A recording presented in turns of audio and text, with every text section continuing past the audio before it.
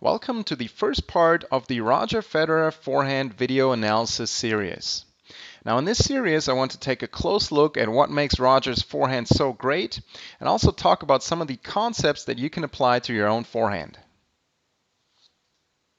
With his forehand, Roger can do just about anything he wants from anywhere on the court.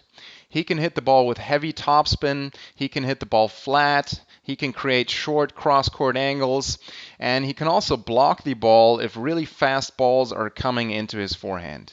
Now this is in large part due to great technique, and it all starts with Roger's forehand grip.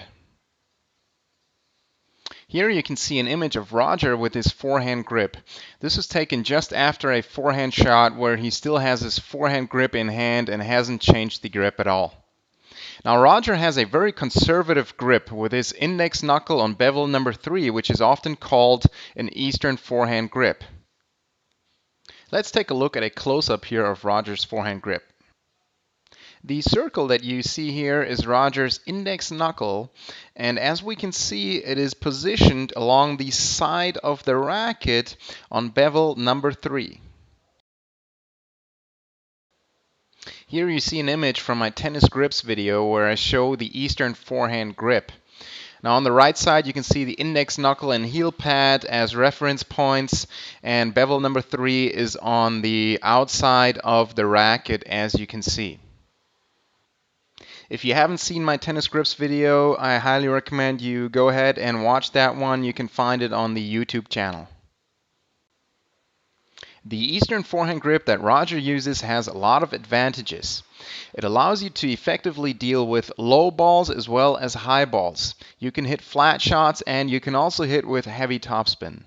One other big advantage is the fact that from this grip, the switch to your backhand grip goes a lot quicker because you have a shorter distance to move your hand. And this is a big advantage when you're under time pressure.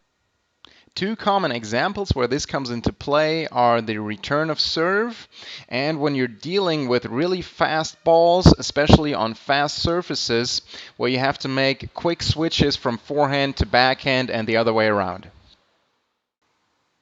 Now that we know about Roger's forehand grip, let's take a look at the beginning of his swing, which is the unit turn.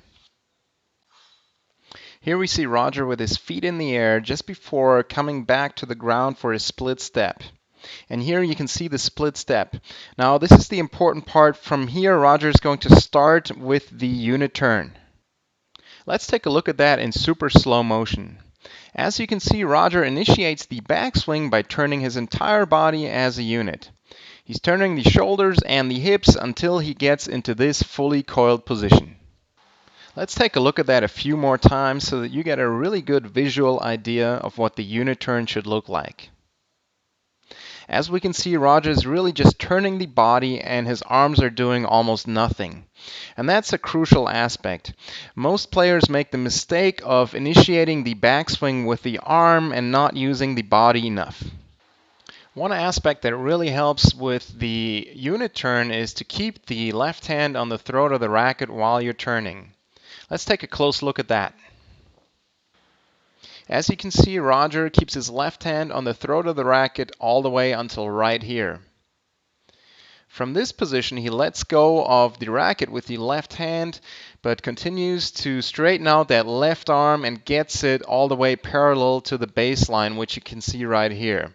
This is another crucial position, and getting that arm parallel to the baseline really assures that you properly turn your body.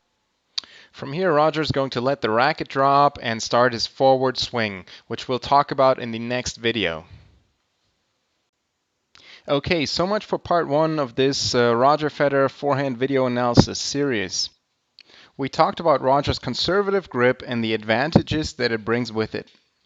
We also talked about the unit turn and the importance of keeping your left hand on the throat of the racket while you're turning, as well as straightening out that left arm and getting that parallel to the baseline to assure that you get a full upper body turn. If you enjoyed this video, I'd like to ask you to click the like button below and also subscribe to my YouTube channel if you haven't done so yet, because then you will receive all of the newest videos.